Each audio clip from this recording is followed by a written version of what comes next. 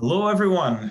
Happy New Year and welcome to our first episode of Football is Life in 2022. So, yeah, Pat, Waleed, Happy New Year, boys. How are we? How are we feeling? Happy New Happy New Year. Year. Yeah, I can see that the smugness is radiating from Waleed's face. Look at that as a Man City fan. Oh, yeah, you can just see it, just radiating from his. Yeah, Ross, that's just my face. Listen, That yeah, is just I was going to say, although I was going to say just to, we have to find a way to put a dampener on the Man City fans. Your hair is not quite as fabulous as it was in 2021, so I think I'm just going to put that out there. So I'm just saying. I've got the haircut booked, and it's going to be coiffed. This morning's been a bit hectic, but don't worry. 2 weeks time, you're gonna new year, new me.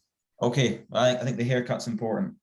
Well, yeah. I still aspire to have hair that looks as good as yours when you've got bedhead. So pretty good stuff. Pat, don't worry, because our football teams aren't doing so well. We'll book a wee holiday out to Turkey, get our hair sorted out in Turkey, and we'll be absolutely have those luscious hair just like Waleed. But anyway, let's get to business, boys. So we've not spoken in a little while, so there's quite a lot to cover. I think we're going to have to start with I think we call it maybe like a bloody December, right? So many games, lots of whinging from managers about the amount of games, apart from Sean Dyche, who doesn't care. But yeah, so there was this kind of like, massive amount of fixtures, as we all know and love, massive amounts of postponements, which is another interesting topic. But Pat, I think, Spurs Liverpool, I mean, we can start, that was a game. Chelsea Liverpool, two classic games. Surprise, Liverpool are in the most entertaining games in the Premier League. No surprise there. What a December it was, that kind of thrown the top four picture into, like, I feel like 1 minute you're going like, yeah, Arsenal got this, then it's Spurs have got this, and then, well, could United find a way to just like sneak back in, and then there's West Ham are back. That's almost the most exciting thing about this league this year, right? Yeah, it's been pretty incredible stuff. And I agree with you. Those Liverpool games were amazing. My most fun watching a football game on television was the Liverpool Tottenham game. Really fantastic. Just a fantastic match. I actually had a chance to go to it, and for some reason didn't at the game. But I think like when you see that much activity and that much potential scoring and that many chances and just end-to-end action is really what I enjoy watching about the game. It's so much fun. Absolutely. Can I quickly throw a grenade in?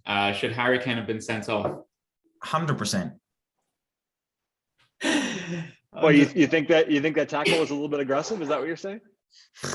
I mean, look, Pat, let's be real here. Look, and the whole world knows that Harry Kane should have been sent off, right? The thing about that game, the thing is, like, part of me is like, you know what? Like, this is the thing about the VAR debate to me, is like, if football is like totally fair, it takes away a lot of the drama. So part of the drama in sport is a decision that doesn't go the way they should. This can add to the spectacle in this case, which it did, right? Because to me, that early on probably kills the game as a contest, because it becomes very hard for Tottenham. But yeah, I think the critical piece on this, Waleed, is like and this has been, I'm trying to think. So there was the Arsenal City game was another one. There's been a number of games in a short period of time. I think even the Cup this week, there was a Jared Bowen one last night where it's like he's absolutely in front of the goalkeeper, stops him catching the ball. And so I think the issue, to me, the thing with VAR is, right, so I'm actually a qualified referee. I don't know if you know that, but when you're recollecting these incidents, how come the Mane elbow doesn't come to mind for you? Why is that somehow forgotten? To be honest, Pat, personally, I don't think that's a red card. Like, that's my personal opinion. I think it's a yellow card, because he actually doesn't. I don't know who said it. Somebody said it. He doesn't actually catch him with his elbow, and he's looking at the ball. I don't. To me, it's only Mane knows what he intended, so it's completely subjective.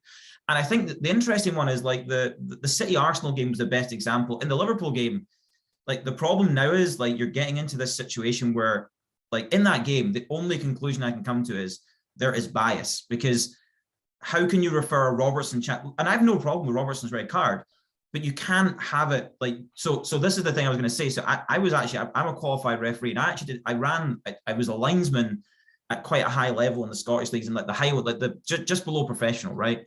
And I got to do this game with this referee he'd actually refereed an Old Firm game, right, in his career. And I'll never forget this. I was shocked, because I was used to like, I do the line, and if I see something happening, I'll wave my flag and say it's a foul. This guy said, all I want from you is in and out of play and offside.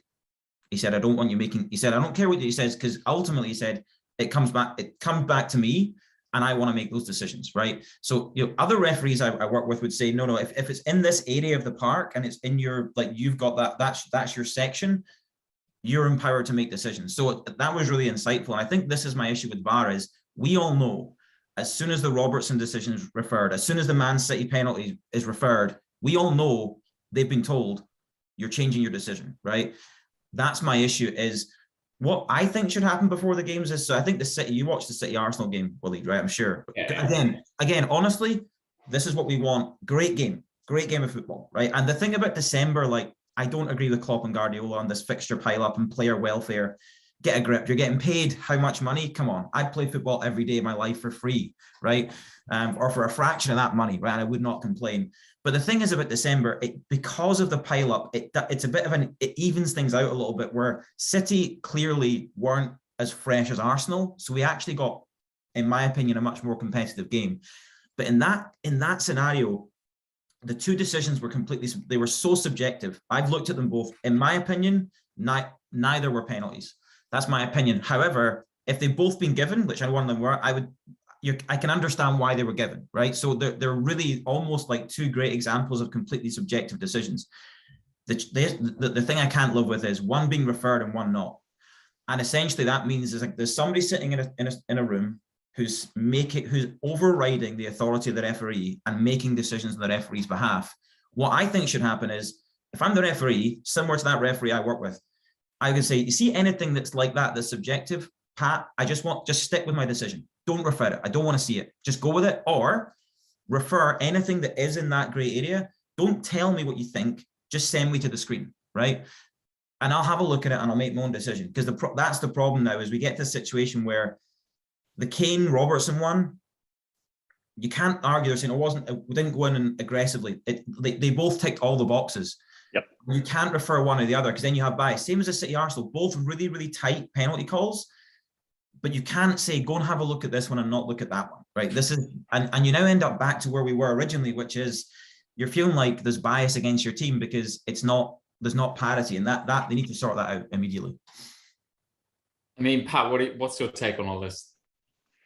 I think it makes it fun. I, as a fan, as somebody who's watching the games, I love the fact that even though we do have, this mechanism for being able to review things, it's not perfect. It doesn't end up giving you, kind of a perfect answer. And there's still this level of subjectivity and this level of feeling of, hey, maybe, forces are aligning against my team and somehow the referee doesn't like me and all that. I actually think that adds to the game. I think it's fantastic.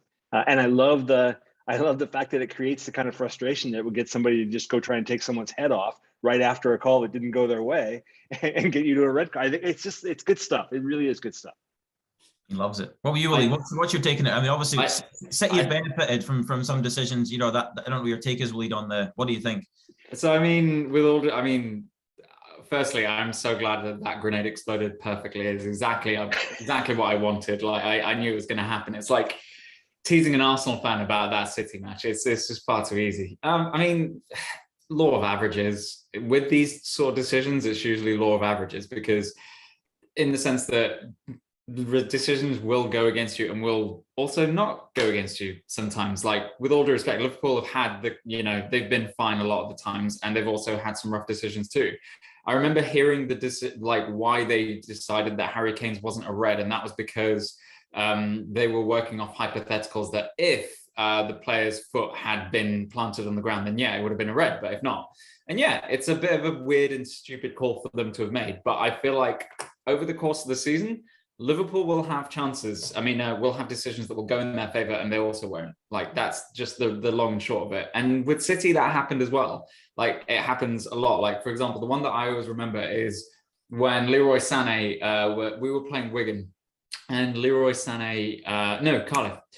Leroy Sané had his foot completely planted on the ground, and Bennett basically flew in 2-footed and almost hacked off his foot. It wasn't planted on the ground. The reason that he didn't get sent off was because his foot wasn't planted on the ground. And it was the same challenge that Harry Kane did in that match. So I feel like swings and roundabouts, to be honest. Like City are going to have some great decisions. They're going to have some awful decisions. And I'll kick up a fuss for a moment, but then I'm going to realize, oh yeah, it's going to be fine probably in a few matches time where we're going to get lucky with the call of the ref.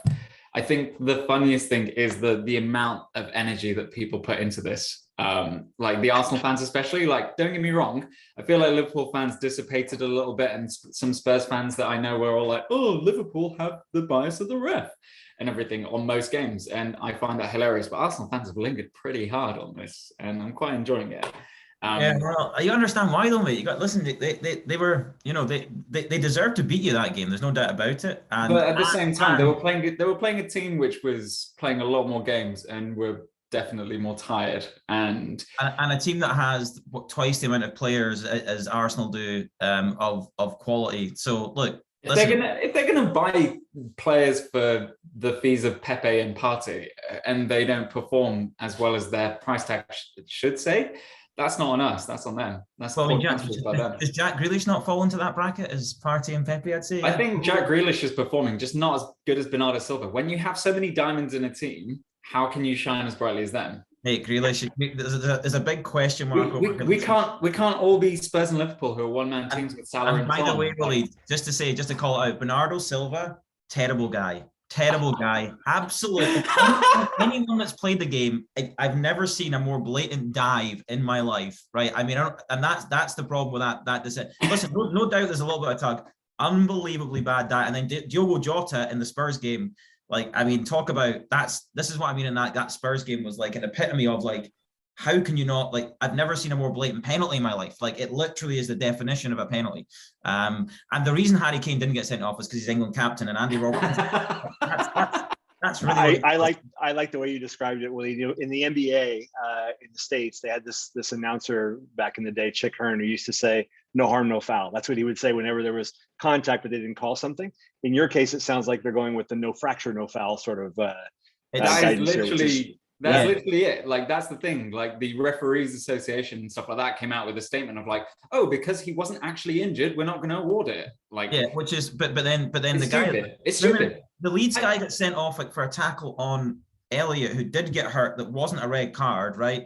So here's the problem, right? Here's my issue with it. I agree with you. I'm okay. See, the thing is, I'm actually one of these people that I didn't really want VAR, like, unless they have like this auto offside thing. Because to me, look at the offsides. It's like, I mean, I always said that. I've been a linesman.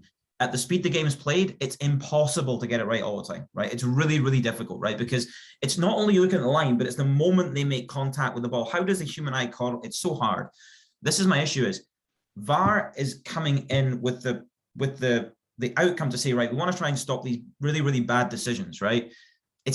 I felt for a period there, I felt good about VAR. I felt this seems they found a happy medium. They're going with the on-field decision. They're letting a bit more go. I felt, yeah, I like this. And then all of a sudden, you're going blatant decisions that there's nobody that disagrees. You go, was that a penalty? Everyone's going, absolute stonewall penalty. Was that a dive? Definitely a dive. Was it a red card? And all of a sudden, it seems to be. So to me, I'd almost say I agree with you, Pat, because I've always said this. In other sports, it's easier because of the natural American football. There's lots of natural breaks in the game, so it's much easier. It's less. It doesn't really impact the flow of the game as much. I've always said this is the problem, and I'd say, well, if you're saying law of averages, which I've always kind of felt, okay, yeah, big teams get more, partly because they're better and they probably, you know, they get more penalties because they have more time in the opposition's box. But there's the impact of the crowd and the pressure.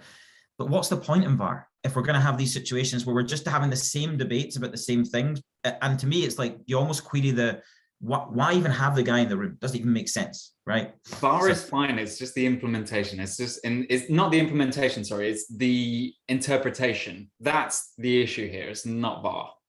I agree, and that's the point. It's about saying only, like, don't anything subjective. Like, it should only be, hey, you've made a massive mistake. Like, this is, you've sent off the wrong guy, right? Rather than, like, the Arsenal City game was a perfect example. I would have been fine either way with either of those decisions saying yes or no, because it was so marginal, right? It's so, and I've watched it back, and one angle I'm like, it's a penalty. Then I look and I go, Ederson got the ball. It's so, and even slowed down, it's difficult. I think those are the ones that there's no point having, because it's so, you just go with the instinctive decision of the referee. And I think in both cases, his instincts were right, but I think neither were penalties. And I think typically referees have a good feel for the game. this is what I don't like about VAR. The Tottenham Liverpool game was almost the opposite spectrum, where it's like you're blatantly getting like major decisions that are so obvious wrong and not talking to each other about it in the right way. So I'm almost like, that's where I'm like, what's the point of having it? Doesn't make a lot of sense. But listen, aside of all that, Pat, as you say, my main feeling after that game was like, I wouldn't have sacrificed all the decisions being right for an inferior. That game was just, as a spectacle, the Chelsea game was the same. Fantastic spectacle. Yeah, it was awesome. It was just incredible. I love the action. I hope we get more of it. It was just so much fun to watch. I mean, it was both teams up and down the pitch. I mean, so much distance covered from each of the teams. Incredible. And in both the games too, the Chelsea Liverpool game as well. Just some really incredible football, and I want to see more of it. So, question related to this, obviously, Christmas period, December. Let's just talk about the overall fallout from December. So, let's start with the top of the league. So, a lot of narrative here will lead that the league's done. Okay, so City have, I think they've got 9 points in Chelsea, is that right? And then it's a theoretical 8 in Liverpool if Liverpool win their game in hand, right? I think that's where we lie. Is that right? That's off the top of my head. I might be wrong, but that's roughly it. So it's at least 8 points is the gap to Liverpool, and that's if Liverpool won their game in hand. Is it done and dusted? How are City fans feeling? Feeling good? I'm not going to say just yet if it's done and dusted, just because we could have a huge collapse. I think give me till the end of January. If we're still at the top of the table with the lead that we have at the end of January, I think that we will be fine. What do you think, Pat? Is the league over? No, I don't think you could say that ever. You know, like it's sometimes difficult to know. You know, like we can't all be visionary and just know that like there's a particular person like a Ben Chilwell who will mean everything to a team if they go out, right? There's someone on the City team where the right injury happens, even though they're as deep as they are, where they actually start sliding, they start having a difficult time. I think it's just too early. We're still not far enough to be able to just call it over. So I don't know. This is one of the few things. This is what I like about Guardiola. He has decentralized the team. Like he is not completely the only 2 players which I think that we would be done and dusted without. Wait. Go on. Who do you think is, Pat? Who's he going to say? We said Ederson.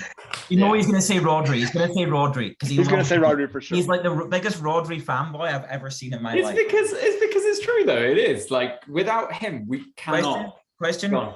Diaz, he's number 1 for me. You lose him, all bets are off, mate. In my opinion, that we can still win games without Diaz, and we have this year. We have this year won games without Diaz. You'll lose more games. Diaz, like defensively, without him, he holds that back line together. Without him, Kyle Walker's a bomb scare. We all know that, right? I don't trust that. John Stones is still out, I think, right? So I mean, I don't think Ake. I like Ake. I have to say, I feel he should like. I really, really like Nathan Ake. He can play centre half as well, but he's not a leader. I think Diaz is the leader that they've been missing. But the thing is that okay, so I do agree, Diaz makes our defense. He is the most important defender we have, head and shoulders, more than Cancelo, more than anyone else. But without him, we look slightly vulnerable at the back, or more vulnerable at the back. But without Rodri, we don't play the way we do at all. Like there's just no way that we play the way we do. Fernandinho's still got some minutes in him, mate. He's a great player. Fernandinho is 2 years off retirement. Why is there never? How come there's no Mahrez love from you ever? Like I never hear you say a positive thing. That guy has done more than Grealish for sure this year. More than a lot of guys on the team. When he's on the pitch, he's making. Do you know why, Pat? His calves are too small. They're just not. His calves are just not. Yeah, not elite. Yeah. His thighs are quite small, but aside from his leg structure, I feel like Mahrez doesn't contribute enough defensively or like in the link up. I've watched him play so many times and he frustrates the life out of me. He's like a slow Sterling. He's better at dribbling, but much slower and just has no defensive work rate. So hard to hear. Absolutely. Listen. You have an embarrassment of riches. Just to go back to your point about the league, I agree. League's not over. What's going to be key is Chelsea next in the league, I believe, at the Etihad. That could be a key. If Chelsea win that game, and this is what people forget, is that and City will have a period, whether it's from the Champions League or what. I think there's talk of like they've been pretty okay with COVID. They've actually got a lot of people back quite full. There could be like you say, Pat, there could just be a period. And the key for me is more, it's not about City, it's more can Liverpool and Chelsea almost need to be almost perfect, I think is the message. That's how I feel as a Liverpool fan. We have to be almost perfect to have a chance. On your Chilwell point, I'm gonna, you know me, I like to call stuff out for what it is. And we'll come to Lukaku gate. We have to, because, you know, it's close to my heart. I heard something was on the radio. There's a lot of love for Ben Chilwell, and I know in this podcast there's a lot of love. People were talking about, you know, that's when things started falling apart. I was like, people forget, Chilwell was not in the team at the beginning of the season, and Chelsea were top of the league. People were talking like Chilwell was the reason that things are. And I'm like, no, he wasn't even in the team, and they won the European Cup. They won. They were top of the league, and he came in. He did make the team better. I agree. I'm not saying that he didn't. I do like him, but I just want to call that out. And what about, on that point, what about Chelsea's wobble? So Chelsea, you know, the Tuchel's come in and he's the Messiah. This is the first sign of trouble. We have Lukaku gate now that, you know, but before the Liverpool game, timing wise was terrible. And you know, he's now, we talked about him being kind of like almost smug and cocky in his interviews because he could say what he wants because they were just so good. All of a sudden, Thomas, you're under a little bit of pressure. So what are we thinking about Chelsea? Have we seen that slip, Pat? Yeah, I mean, you love to see it, Ross. I got to quote you. You love to see it. I think there's struggle there with Lukaku for sure, and he's not all that happy at the moment. It was great to hear him kind of. I like the carnage. You know, whenever there's controversy, I love to see it. I think it makes it more fun as a fan to to kind of see that there's a little bit of controversy in the team, and I don't want it to be easy for them. I mean, Chelsea's got just a truckload of talent on the team, of course, but I want it to be a little bit difficult. So I like seeing them have some speed bumps here and there. Yeah, Willie, what do you think about Chelsea then? How are you viewing Chelsea's wobble and the whole Lukaku situation? And what's your? So, I mean, I read a really, really interesting article in The Athletic, which basically stated, why are people surprised that Chelsea are capitulating right now? I think it makes sense. I mean, I feel like I was slightly in awe of the set of results that they were having and the momentum that they were taking, and the fact that they kept so composed and so defensive and so disciplined during the Champions League final. I think that we were all sort of sidetracked by that. But if you look at the heart of it, they've got a team which is sort of, it's kind of half made. It's based completely on defense, which is, you know, kind of being found out a little bit right now. The forward, there's no sense of consistency in the midfield in terms of who's starting, who's playing, and how they play.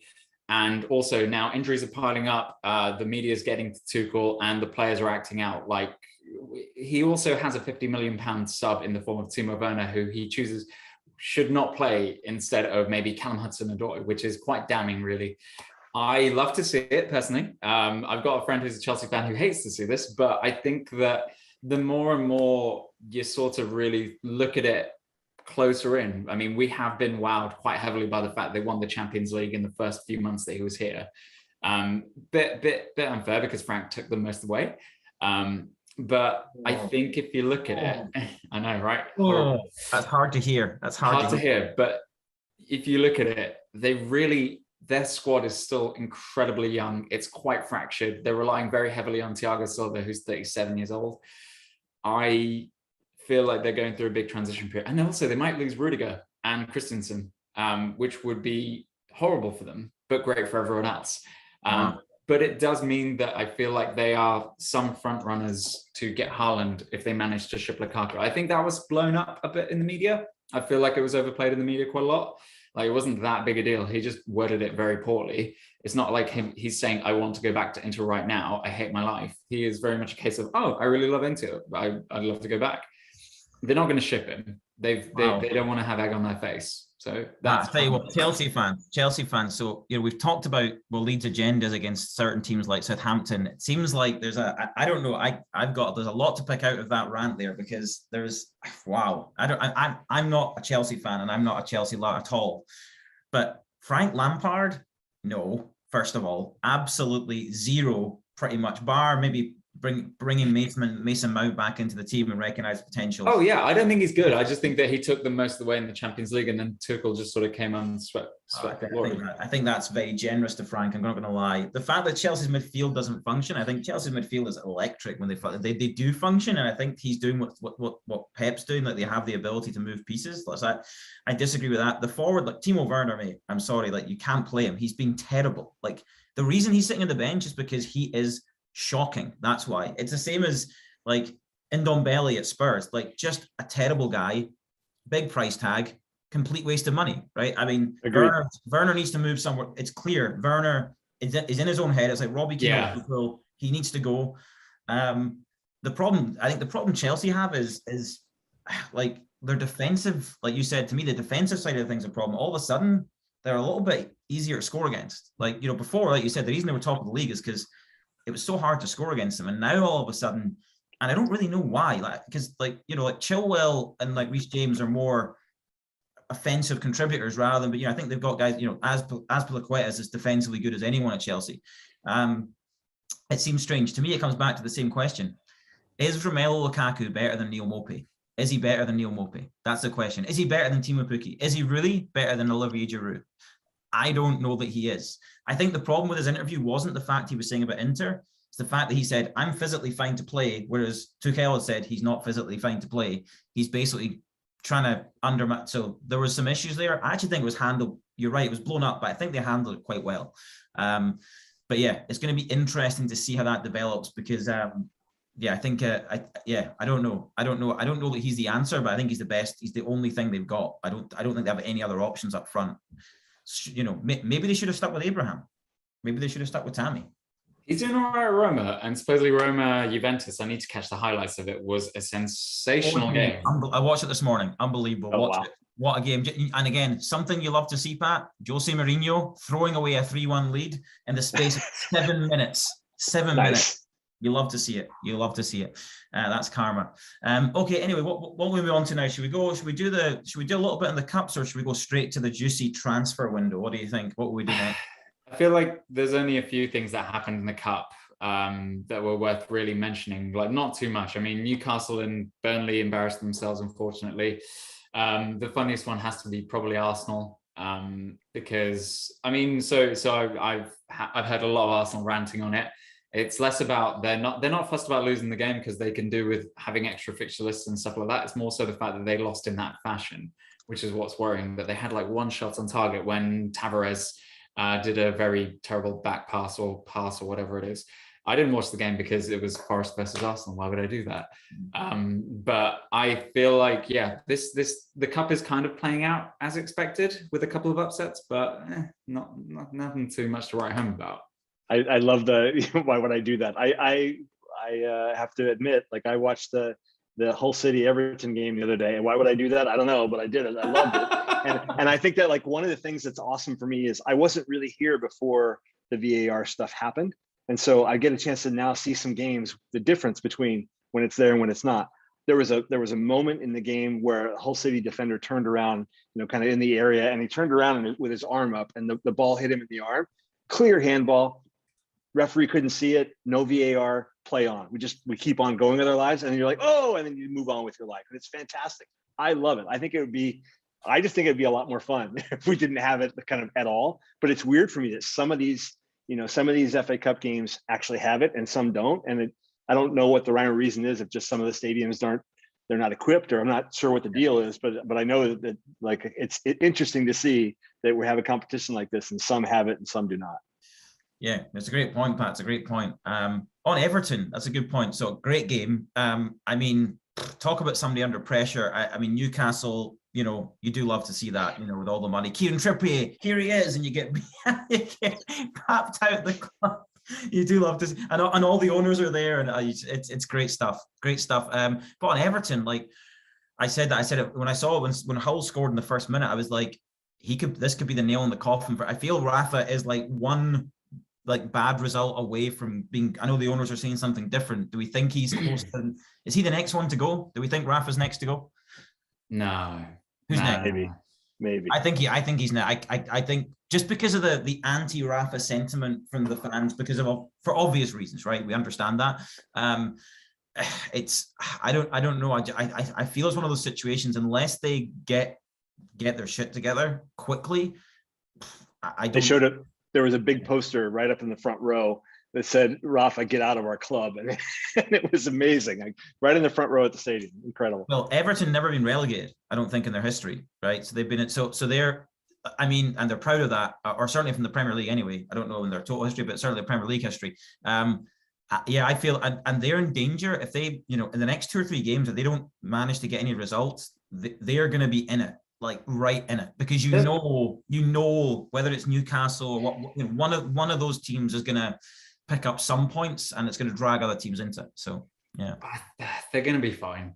Like, they have a huge issue in defense. Like, it's not just Tiny Arms Pickford, but they also had no fullbacks really. Like, Dini's down tools. Seamus Coleman is older than the sun. And he's just not defensively or attacking, like offensively, as good as he ever was. But they've invested in those positions. They got the guy from Rangers, Patterson, was it? Patterson, yeah. And then they've got someone from is it Shakhtar maybe? But basically someone who has experience in winning leagues and cups. Like, they're bolstering that defense, and that was their big issue. Like, Andros Townsend's coming back. I never thought that I'd say that that's such a great thing, but he has actually been very good under Rafa. Demarai Gray's back, Richarlison's back, Calvert-Lewin's back. They have been struggling with a lot of injuries recently. I think that when those players hit form, they're going to be fine. That's my worry. Demarai Gray looks electric. I mean, maybe it's just against Hull City, but he really does look electric out there. He's an exciting player, but I think the key is, there you say, there's no excuses now. This is my worry for Rafa. Yeah. If they don't get up to speed and start winning fast enough. And on Andros Townsend, talk about a man who's transformed his hair, with terrible hair, great hair now. He's been to Turkey. We all know you've been there, Andros.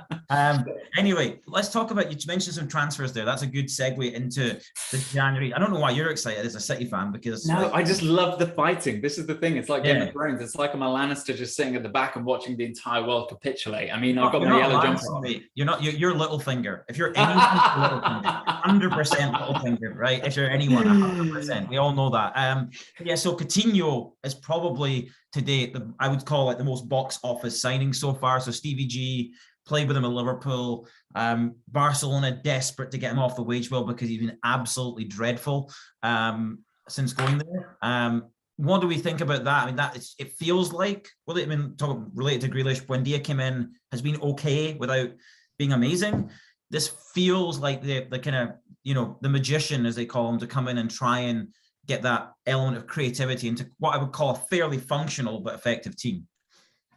I mean, he was meant to, he was linked with Newcastle before Villa, but Newcastle did not want to break the wage structure that they have over there, because I think he was asking for about 120 to 170,000 a week, which is what Villa are happy to pay. But Eddie Howe's very much a case of going, no, even Trippier's only on 70k a week. I say only, but they're trying to not make it so that people think, oh, Newcastle, Saudi owners, loads and loads of money. It's going to be like the next PSG.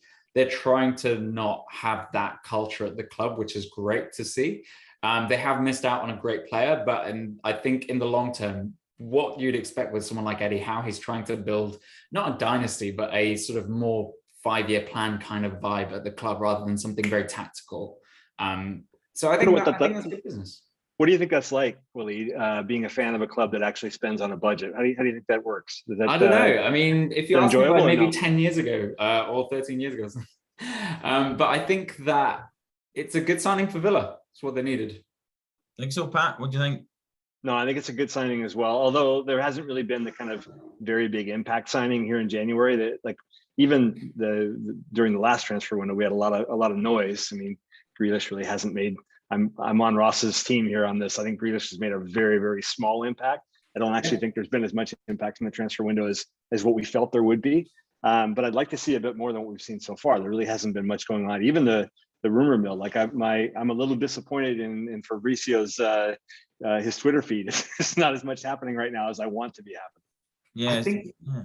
No, go on, Ross. Go on. I was going to say, it seems to be quiet. The only ones I picked up on, so I think, Villa are I've heard her in for Lucadine, who I think we all know is a good player. Clearly, he's, there's been some issues there, which would be a concern for me, as in, like, if a player just down, I don't think that's the right, I don't have a lot of respect for people that do that, regardless of whether you like the way the manager's playing or whatever. It's your job. You're paid as an employee of that club to do your job. So, but anyway, he could be one that could be, not that Villa are weak fullbacks, but I think he would add a little bit of quality in more offensive manner rather than defensively. So I've heard that one. Liverpool in for the boy Diaz out in Porto, who I saw in the chat, who looks exciting. More as a Liverpool fan because of AFCON, you're like, sign a winger, just, get a winger, like just get somebody that could maybe, so that's, I think for Liverpool fans, that seems to be that's the only murmur that I've really heard. I know we were mentioned in the Coutinho conversation, but I knew that would never happen. It's just not, I don't think that's Klopp's MO to do that. So, but yeah, like you say, I guess to me, like we've talked about this before, there's obviously the bottom of the table where you look at Newcastle are going to make some signings, right? So, Trippier is another one that's kind of more box office big signing. You wouldn't be surprised to see, at least 2, maybe 3 more signings with Callum Wilson being out now, I think looks like for the season, which is big news, for Newcastle fans. You're looking at the other teams down there like Watford, Norwich, do teams try and buy their way out of trouble? Because I think there's a few teams down there that may need to. Leeds, maybe even with their injury problems, need a striker, need somebody to score goals. But more interesting for me, Pat, is that we mentioned the top 4. I was looking at the table. So conceptually, if Spurs won their 3 games in hand, they'd be like a point behind Chelsea, right? So you just put that into context, right? I think that's right. That's right. Yeah. Well, looking at the way that things are going, it's probably unlikely they'd win all 3, but they could conceivably win 2, so they wouldn't be that far off. You've got Arsenal, who on league form, let's take the Nottingham Forest blip aside, and they've had, they do have a bad performance in them, that team. Everyone knows that. I think Arsenal fans know that. That look like they're not going to fade away. They're going to be in the mix. West Ham have managed to stabilize again and maybe just, found a way without their centre halves to function and are on a decent run of form. And then Man United, who are just, again, of all things you love to see, of all things, if you watch the Wolves game, which was just, I don't know if you saw that game. Well, it was amazing because people are talking about like how amazing Wolves are. And like Wolves are decent, but they're really not. And they're not very clinical going forward. But it was just like Luke Shaw's interview after was like one of my favorite highlights of this new year already. Not only did it demonstrate just how like dull an individual he is, but just some of the stuff he was saying was just so like, we all knew it. It's like that team is ripped apart. I think we call out in this podcast, Ronaldo, like just not what that United team needed. As much as like individual brilliance has bailed them out of games, like for Ole, more than anyone, right? Where it's like, Fernandes or Ronaldo or De Gea. I'd say De Gea has done as much as anyone this year for that team. But there's Shaw's saying it. I'm out there. I'm not seeing options when I've got the ball. It feels like not everyone's on the same page. I think, but then again, you feel like United are gonna have to get something together. I would expect more transfer rumors around those teams, right? I look at United, I look at Arsenal, I look at Tottenham, particularly those 3, right? Maybe even West Ham, because you're going, Champions League's there. It's there for one of those teams, at least one of those teams. It honestly is. I think that if you look at those teams, like there isn't a clear 4th. Anyone could get hot and take that over, like of the group that you just listed, for sure.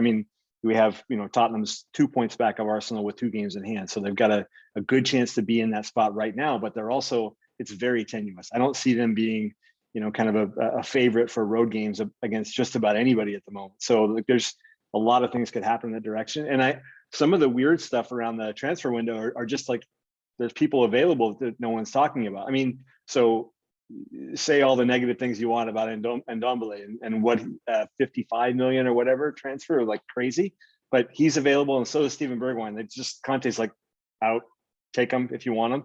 And I don't see any place anyone's talking about the potential of picking them up, even if the number might be relatively small. Nobody seems to really, want them. So it's a small number of kind of rumors that are going on at the moment. Of course, a lot of people, even Arsenal, are talking about Vlahovic and saying like, we want to get this guy in. I think he's probably the star of the people that we might want to bring in at the moment. But I don't actually think that'll happen in January. I hope it does, and I hope it's Spurs. But I actually don't think it'll be January. I think it'll be summer. But yeah, just not a lot happening, and there's so much to play for right now. It's attainable. There's many teams who could actually pick up that 4th spot. I agree. I think that if out of all those teams, who needs it most is probably going to be Spurs. I'm surprised that, there's 3 weeks left and there's no signatures or anything like that. The defense is not as good as it could be. Like when Ben Davies is starting games, whether it's cup or not, like that's slightly scary. Yeah, you could do Vlahovic, but at the same time, you've got Eric Dyer. Like, I don't know. If I was a Spurs fan, I'd be a bit twitchy that they didn't have anything lined up before the transfer window opened. There should be some traction. But January is just famous for either having no signings or some stupid ones. Like Fernandez was probably the best signing in recent times in the January transfer window, along with Laporte and Van Dijk. Like, there's not many January transfer windows which have been in reverse order to which you said it. Yeah. But yeah, I mean, I feel like, yeah, United aren't going to sign anyone because I think Rangnick's playing it smart in the sense that I think it's stupid what the players are doing. Like, he's going to go in 6 months, but he's going to be in a position where he can control their fates in terms of like transferring them out or anything like that. It's really stupid what they're doing. Weird, isn't it? Arsenal, it's weird. It's what you expect though, because the thing is that they started chatting about Ole, they started chatting about Jose. Like, I'm not surprised that this is happening because it's a club like where the players are sort of running the club through social media pretty much. And Arsenal, yeah, they could do with a striker now that Aubameyang's just gone. I want to just not play football. They could do with a striker, but at the same time, they'll also be fine without it. It'll just be very hard for them. But I think Spurs really need to sign some people. I agree. But Conte's been vocal about this, Pat. I know you see, like, I feel like Conte's is doing what some of these top managers do, is like uses the media slots to put pressure on the people that are above him and that hold the purse strings. And it feels like every opportunity he's getting, he's talking about the fact that the gap is huge, the investment is needed. The challenge he has is the people that hold the purse strings at Tottenham are very financially prudent, and January is not a window for the financially prudent. Typically, I have a feeling that there will be some maybe late on. I think that the interesting thing is with the way the windows work is, as time ticks down, the balance then shifts. If people are like, I think at the start of the window, people that have assets that maybe people want, take Vlahovic or whoever you want to take, they feel they've got the power because it's like they can command a premium because it's January. What then happens is, as it gets towards the end of the window, if they've not moved the asset, then that window of opportunity shrinks. And then I think that's why we may see some late business getting done. I hope so, because it adds to the drama. But I mean, the race for the top four is I mean, Pat as well. I mean, if Chelsea continue a bit of a slide, I'm saying, and as a Liverpool fan, I'm not saying we couldn't, with AFCON, if we have a bad January, I mean, all of a sudden it could open up. It could be it could be a really, it could be the league's done, but it could be the top, there could be 3 slots available there. So I think it's going to be, I think that's the most exciting thing about the league this year, honestly, is just that top 4 discussion and the fact that it's just like so hard to predict, like where, Ragnick comes in, everyone's like, United will get it now, they'll be fine, they've got the better squad, and they've gone the other way. And it's Tottenham are not great, but they're getting results under Conte almost through sheer will, right? Arsenal maybe look the most polished, as in like they've got the philosophy and the playing style, and then West Ham are just this like annoying, like, I don't know, like this is annoyance that won't go away, right? They don't want to, yeah. So it's super interesting. A lot to look forward to. I think that the Arsenal thing, I mean, do they have their heads on straight? Like, they seem to do so many things well, but I just don't know if they have their heads on straight. Listen, mate, the City game was, I think, it's how they react to adversity. That's a tough one because they deserve to win that. They played so well in that game. And even after the penalty, they went up, Martinelli missed an open goal. There was and then the red card giving Gabriel, just madness, right? But and even then, just, they almost managed to see it out. They just need to, there's signals of improvement. It's just whether that they, I don't know. I think with all the teams I don't see any of these teams going in like a 5 or 6 game winning streak, which is what's going to make it so exciting, where they're all capable. And also all 4 teams are 1 or 2 injuries away from a crisis, right? So it's like, it's on a knife's edge. This is where, do you bring people in? Do you have that extra depth that could be the key factor? I think Arsenal don't have European football. There's going to be lots of different factors at play here, but I think it's interesting. Okay, boys, let's finish up. We're almost at time we have to do fantasy football. It's been a week off this week, which is I think almost been welcome, because it's been like the most stressful time as a fantasy football manager that I can ever remember, where you've just got players going. I mean, you play. I'm going to make 3 transfers, and then the 3 people you transfer in are out with COVID, or the game's postponed, right? it's almost like, I mean, yeah, and then there's the, everyone's got Salah because you'd be mad if you didn't, right? But now Salah, they're out. Do you hold him because you want to, or do you transfer him out for a few weeks and bring him back in? Like what's our advice over the next, like, let's say the course of January for our fantasy managers? Pat, you're doing much better than me now, so I feel like we should go to you. Well, there's two leagues, and the draft league I'm doing very well, and the other league I'm not quite as good. I think that Ross, I think you might have said it a couple of weeks ago. I'm not certain if I heard it from you or from somewhere else. I think Kane might be a good selection for the second half. I just don't see him being bottled up for as long as he has the first half through the second half of the season. And I see the team moving a lot, and you see how much more kind of overall distance covered by the team that's happened through the course of the games with Conte. They've gone up by like 12% or something since he's come on board. It's been ridiculous. And I feel like he'll get it together, and that's a person you want to have on your team. I agree. When you think about strikers, I think if you're looking at strikers, like Lukaku, it's almost difficult to pick at the moment because you're not. I think ultimately he ends up playing, but it feels like there might be a transition for him back into starting again for Chelsea every week. I think if he is starting, then he's a consideration, but again, depends on their fixtures. If they're playing the bottom half of the league, yes, I'd have him in. If they're playing the top half, I would maybe be reluctant. But I agree. Outside of Kane, I think I think Antonio, I've stuck with him. I think you're going to stick with Antonio and Kane. I think there, and then you mentioned Dennis before as a value option. That might be one you want to shift. Watford team in a little bit of turmoil at the moment. I don't know what's going on there.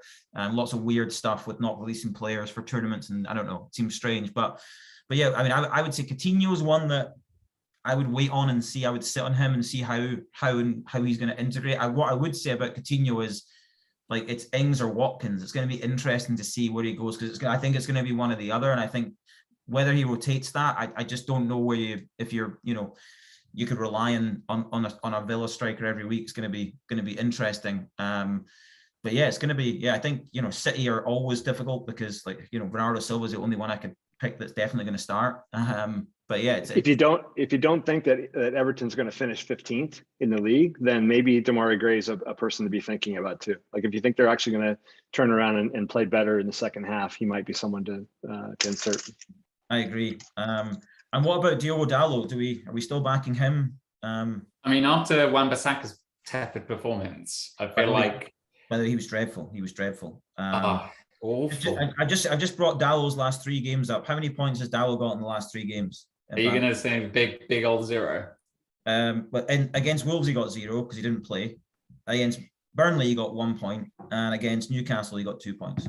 So just so everyone knows, don't listen to anything Willie talks about. He knows nothing about fantasy football. That might be one of the worst shouts ever. Maybe one of the worst shouts ever. Yeah, I would. Maybe I was doing what City do with United and say, oh yeah, I'm going to go for this player, and then United pounce on him, and I actually don't want him. Listen, you're not getting out of this one, mate. You're not getting out of this one. We know. Yeah, that's true. I've kind of been carried by the Wolves' defense and the clean sheets, and I just don't know. Like, I'm worried about that. I'm worried that they're going to not be able to maintain this. Nah, they'll be fine. They'll be. I'm not saying you, but yeah, I think you're in a good spot there with them, Pat. I would say Wolves are an interesting one. I would say to look at. I know Hwang's still out. If their forward players get back, because I think they got Hwang and Pedro Neto that are. If they get those two, but I think all of a sudden they become a different proposition from a scoring perspective, because that's been their issue. Defensively, their goalie's excellent, right? And they've got. I think they've got a pretty settled back line. I like the look of the way they play. So I think defensively they're a really, really good shout. I think the challenging ones are, like, as I say, I mean, Ronaldo's one I would consider. He's the other, I would say, just because I think he probably plays most weeks. I don't know. I just don't see a scenario where he doesn't play. And even with United being poor, he will find a way to score goals. So he's one that I think Kane is the big tip for me. I said that before. I do think Kane's one that you want to get in on. The other tip I would have, folks, is in this time of turmoil, if you were behind significantly, this is a time to make some big bets. Just, and part of it's going to be luck, but as much as it's been difficult, it's abnormal. Like, normally everyone at this point in the season, you have like the 7 or 8 players that everyone's got, or certainly 4 or 5, and it's really hard to make those big gains apart from like your triple captains. this is the time you just need to make some big bets and looking at fixtures and maybe be a bit more week to week, certainly through January. I think I would sacrifice Salah, free up some money, make some bets if you're behind, and that might just get you back into the race, right? So I think there's definitely opportunity there to try and gain some ground. Will lead for you, people like you that are lagging behind. So, I've kept Salah just because if you try and sell him now, you take a 0.3 million point hit, which is it's not ideal, especially for struggling managers like myself. I'm going to do a big overhaul. I think I'm going to go in on Wolves defenders. I think I might start looking at. So I mean, I want to have hope with Rafa, but I feel like that could be a lost cause. I feel like even though he's got a couple of fancy fullbacks, I don't think that's going to be enough. I think he's going to be playing a very stiff game just to survive. Yeah, I mean, I might go back on the KDB train. I feel like I let him down by not having him in, but he was also injured and COVID for quite a lot this season. But I think he's getting back to form, which is nice. You're going to put your Wolves defenders in alongside Diogo Dalot, yeah? You're sticking with Dalot. I'm actually probably going to go with Tellez, maybe. He's actually doing all right. Almost as bad a pick. Almost. I don't know. After Luke Shaw's interview, can you really see Luke Shaw performing that well or getting picked by Ranić that much? I just think Tellez is not that good. Like, that's the other thing. So, yeah, but anyway. But I tell you what, on Everton, one to watch, I'm not saying now, but there'll be a point where he'll be in the conference. It's Dominic Calvert-Lewin. I know he's back. It was long. So I think he needs a little bit. There'll be that time where he's kind of up to match speed. Like, he just look at his record. Like, he's a pretty solid fantasy pick in a functioning team. And if Everton do have these new signings and they have their team back to full health, I think he's one that you might want to. Again, it's just getting the timing right? It's getting the timing and getting him in, but he's one just to keep an eye on the performances. So, yes, okay, well, that's it. Listen, boys, always a pleasure. It's been another juicy one. And then I think, to be fair, Wally, you kept your smugness down to like a kind of I would say like a dull smugness, which was quite nice. So we appreciate that. After we get through Chelsea, let's see what happens. Listen, I'm looking forward. What I can guarantee you, Pat, is this. That game will be nowhere near as entertaining as Liverpool against any of the big teams. It's always the same. Like, we are the box office, particularly Liverpool Spurs. Like, look back through like the past, I don't know, 4 or 5 years.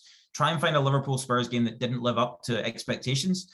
Very hard to find. Liverpool Arsenal, similar, just good matchups, teams that just go, have a go. And yeah, what big games are all about, Pat. That's it. So, but you can just watch it, being very conservative, managing the ball. We know that. Very functional, and that's it. Yeah. I love Liverpool as a third place team. They are a great third place team. Right, really good third place team. That's all right. We'll see what happens end of the season, mate. We'll see what happens. Lots of twists and turns, Willie. That's it. I think COVID. I heard there's an Omicron outbreak. There's definitely one due at the Etihad. So, and yeah, I just love you. You love to see Pat Guardiola complaining. Complaining about the availability of having enough players. Oh, I'm so sorry, Pep. And all the demands that are put on these players that are paid how much per week. And we've got to work 5 days a week. And they can't play football 2 or 3 times a week. Come on, crazy. Boys. Come on. And Klopp's as bad as Pep is on that one. But anyway, yeah. Anyway, boys, always a pleasure. Never a chore. And we hope everyone enjoyed. Have a good rest of your week. Fantastic. See you all.